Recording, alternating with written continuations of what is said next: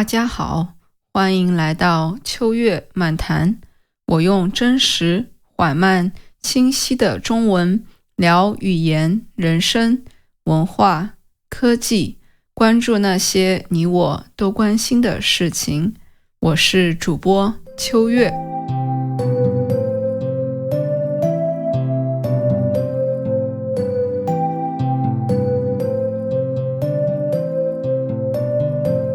嘿，朋友们，大家最近怎么样呀？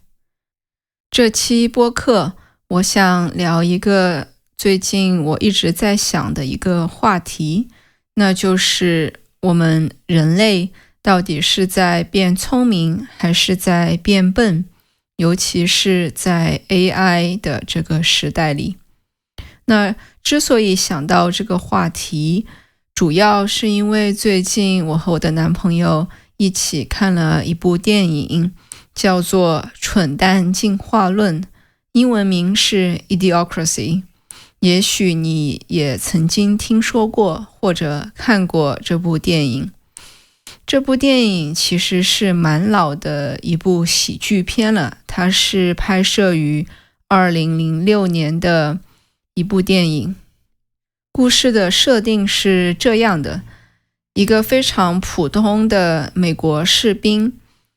他的智力水平或者说整体的 intelligence 其实是处在一个非常平均的水平，但他因为一个实验意外被冷冻了500年，等他醒来之后，发现整个人类的文明已经彻底退化了，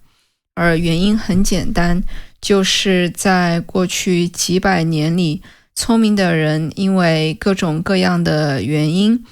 生育率越来越低，而那些不怎么动脑子的人，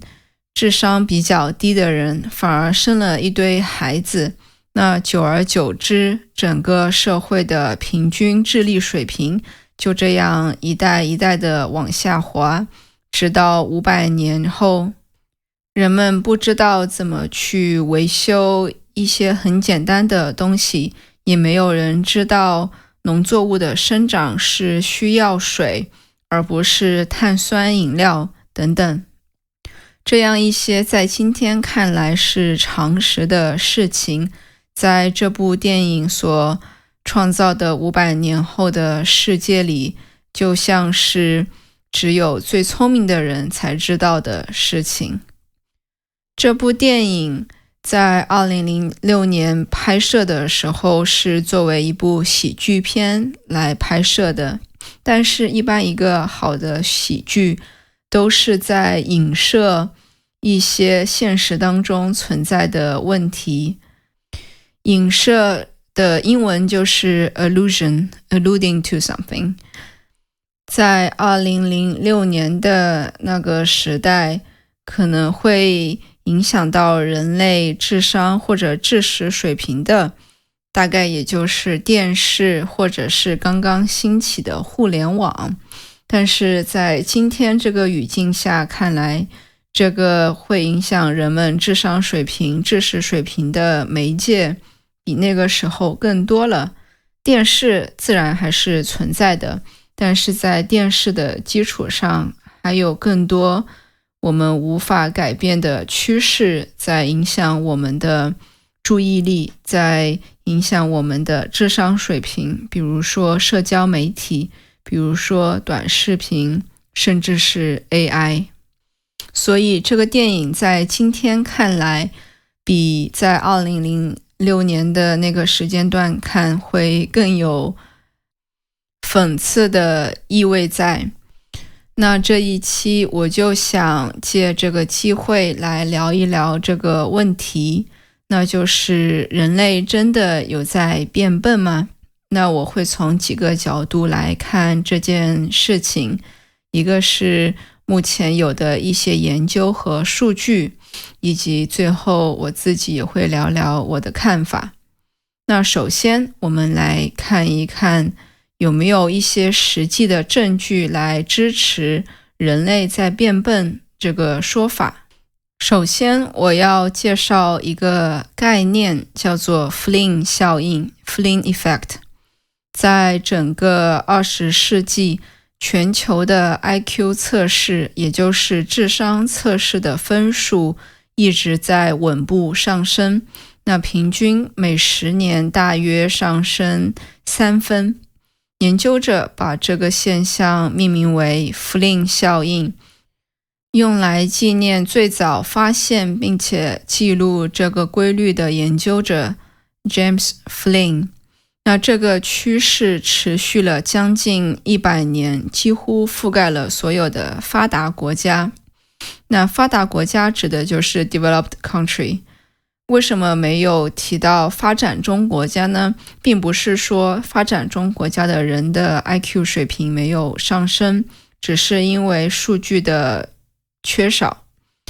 那这听起来是一件好事，对吧？那就是人类至少在 IQ 测试的这样一个语境下，人类是越来越聪明的。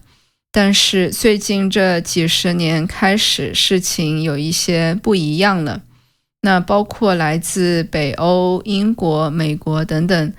许多个发达国家的数据显示，这个上涨的趋势停止了。在某些地方，这个趋势甚至开始下降，也就是说，原来的 Flynn 效应现在变成了逆 Flynn 效应。这并不是某1-2个偶然的小研究得出的结论，而是多个独立的数据来源都指向了一个方向。那具体的表现是在首先，一些大学的研究做了一些长期的追踪，发现不管是哪个年龄段的人，越来越多的人觉得自己很难集中注意力，逻辑推理和解决问题的能力也在下降。这个趋势大概从2015年前后开始变得明显，然后在新冠疫情期间出现了一个更明显的跳跃式的恶化。那阅读量的变化也能够说明一些问题。2022年的数据显示，只有 37.6% 的人，美国人表示自己在过去1年里读过一本小说或者短篇故事。但是在2012年的时候，这个同样的数字是 45.2%， 也就是说10年间，在美国有读小说习惯的人下降了将近8个百分点，8%。这是整个人口层面的变化，而不是个别的现象。还有一个数字让我觉得比较惊讶，那就是2023年的一个数据显示，有 34% 的美国成年人连基础的数字运算都成问题，比如说看不懂账单或者算不清折扣。而在1年前，这个比例还只是 29%， 1年之内，这个同样的比例涨了 5%。当然，我这里提到的很多数据是关于美国的一些数据，并不是针对美国，只是因为在美国相关的研究比较多，可以用来聊的数字会更多一些。那在这里，我想加一个说明，那就是研究者们的结论并不是说人类的知识潜力在下降，而是说在我们发挥潜力这件事情上比原来更差了。所以这个点还蛮重要的，我们之后会提到。那为什么会这个样子？为什么这些数据都在表现说我们的逻辑推理呀，我们对于数字的敏感度，我们的阅读量在下降？这会有什么影响？以及背后的原因是什么？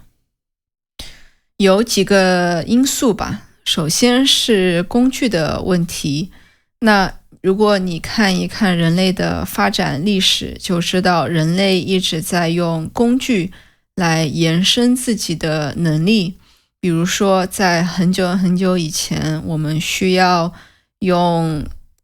手去摘树上的果实，或者是猎杀动物。那现在我们不需要用手，我们用机器去完成这样的事情，以及我们用文字来记录信息，而不是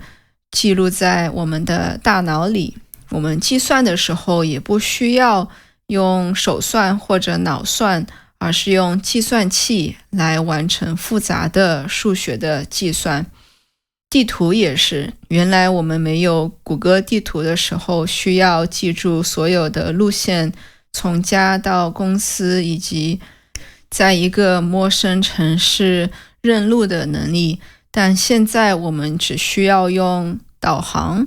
我们就不需要记录所有的路线了。这本身当然没有什么问题，这是人类文明进步的一种方式，就像我们从刚刚讲到的用手去完成很多困难的事情，到用机器去完成。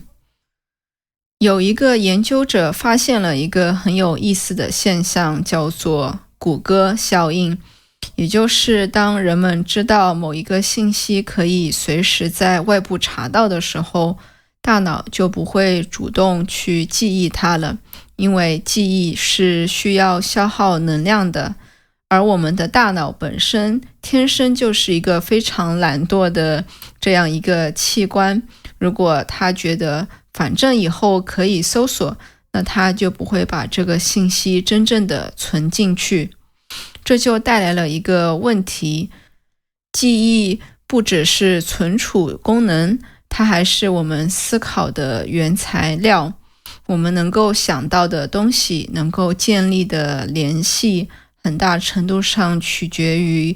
脑子里已经有的材料。当我们越来越依赖外部工具来存储信息的时候，那这是不是意味着我们用来思考的原材料也是在慢慢的减少？第二个我们知识水平在下降的因素就是 AI 人工智能。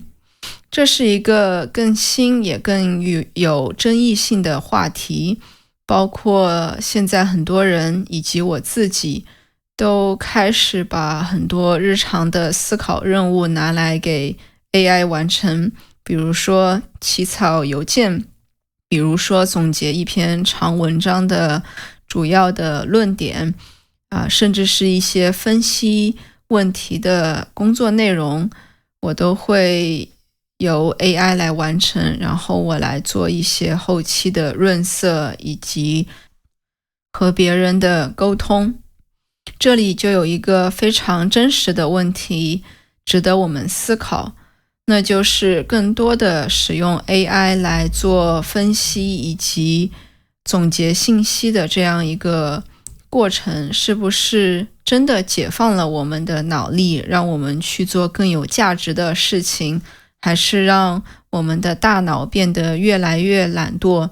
越来越不愿意去自己思考？那目前有两种声音，一种说，就像计算器解放了数学家一样， AI 会让我们从重复性的脑力劳动中解放出来，去做更有创造性的工作。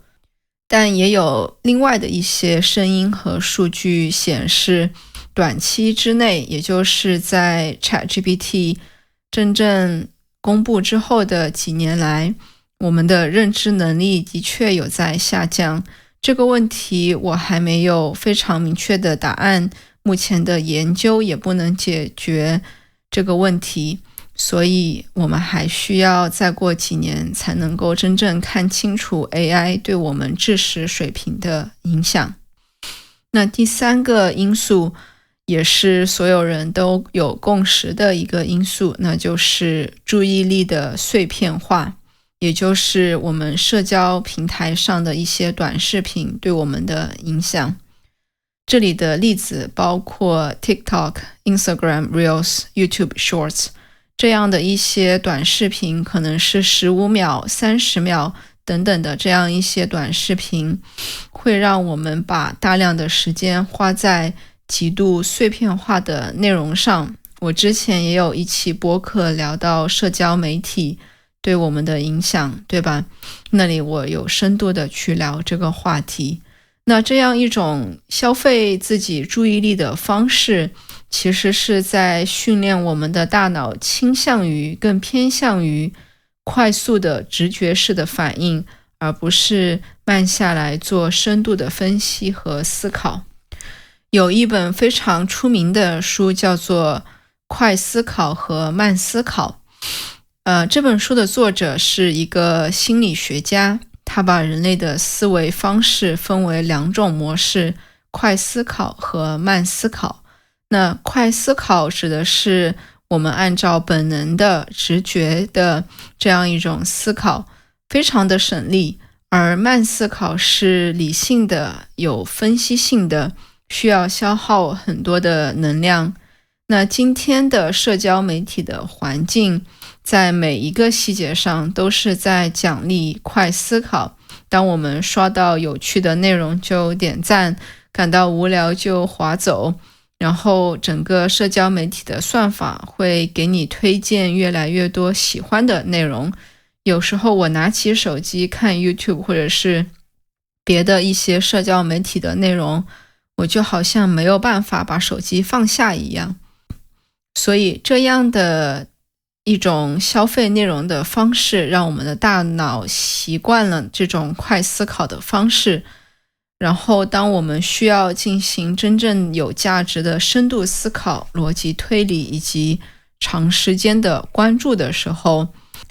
我们就会显得很吃力，主要是因为我们用慢思考的机会，或者说用慢思考的时间越来越少了。那最后一个比较有意思的角度，就是我们看古代人的这样一种态度。当我们现代人看古人的时候，往往有一种居高临下的感觉，也就是 condescending， 会觉得古人又迷信又落后，没有科学，生活条件也很差，我们比他们聪明的太多了。但是如果换一个角度想，古希腊的学者可以背诵几万行的史诗，古代的航海家靠星星就能够在大海上导航，中世纪的建筑师没有任何的现代计算工具，却能够设计出并且建造出结构到今天来看都是非常复杂的教堂。他们也真正发明了我们今天赖以生存的一些重要的技术。那如果把那些古人放到今天来看，他们可能会觉得现代人才是真正的没有工具就什么都不会的这样一群人了。那到底什么叫做聪明？这里我想稍微暂停一下，和大家想一想。我刚刚提到一个所谓我们在变笨的这样一个数据是和 IQ 相关的，但是 IQ 并不是用来衡量聪明、用来衡量知识水平的唯一标准。智力这件事情其实是有多个维度的，有记忆力、注意力、逻辑推理能力、创造力、适应新环境的能力、学习新事物的能力等等等等，这些都是智力的不同侧面，而 IQ 测试只是测试当中的一部分，并且当这些测试最初被设计的时候，可能根本就没有预料到今天的这样一个世界。所以有些人提出了一个比较有意思的观点，那就是我们也许并不是在变笨，而是正在变得与其他人、与以前的人不一样，也就是我们的大脑的认知资源被重新分配。比如说有另外一个研究表现，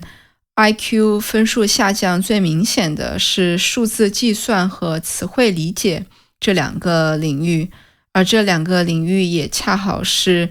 计算机和搜索引擎最擅长的东西。所以也许我们只是正在把这些能力外包出去 outsource，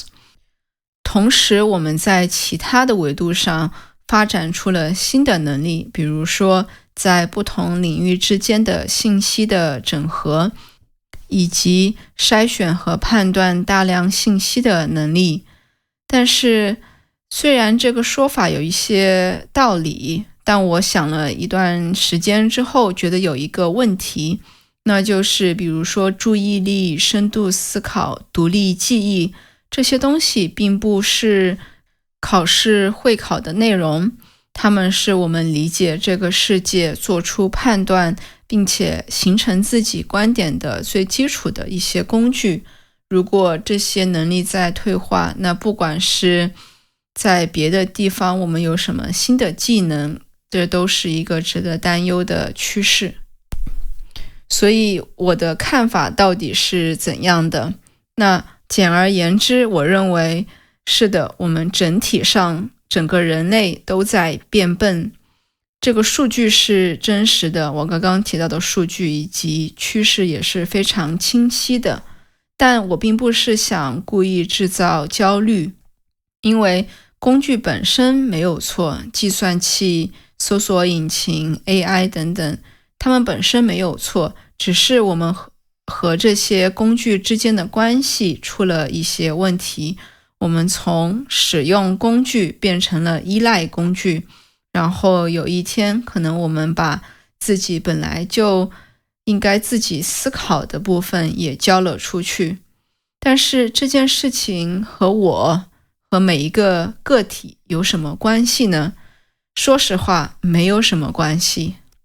因为作为一个个体而言，在整个世界里，我没有办法去改变整个人类的认知走向，我没办法去停止 TikTok 在世界当中的流行，也没有办法停止 AI 在世界上的发展，也没有办法去停止科技公司对 AI 模型的更新做出的投资。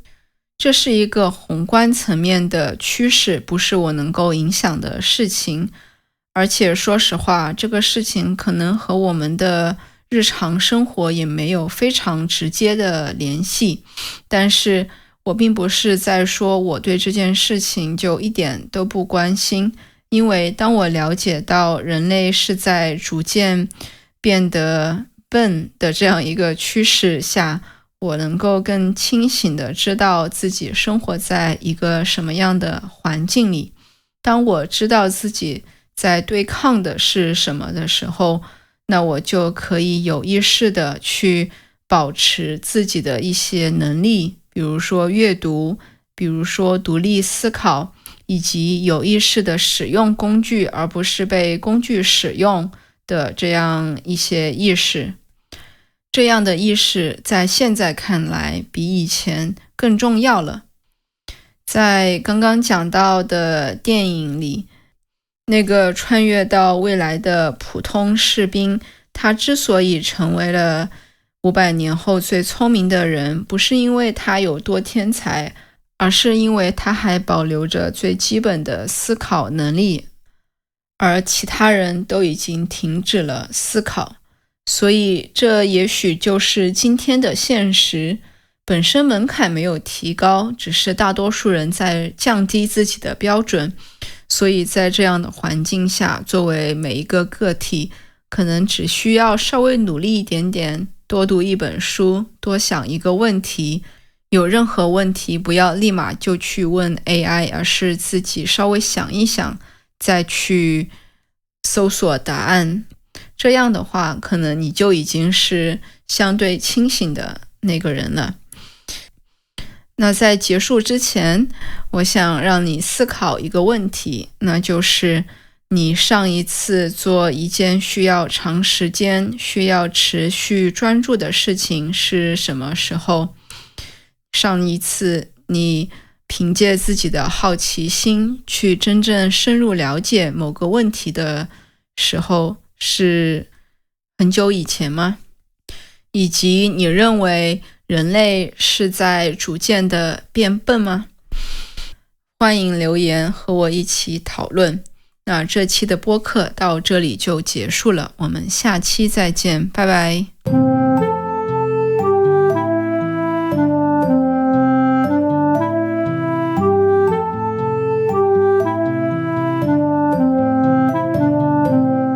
秋月漫谈是一个面向中文中高级学习者的中文播客，我用清晰而缓慢的中文聊你真正关心的话题。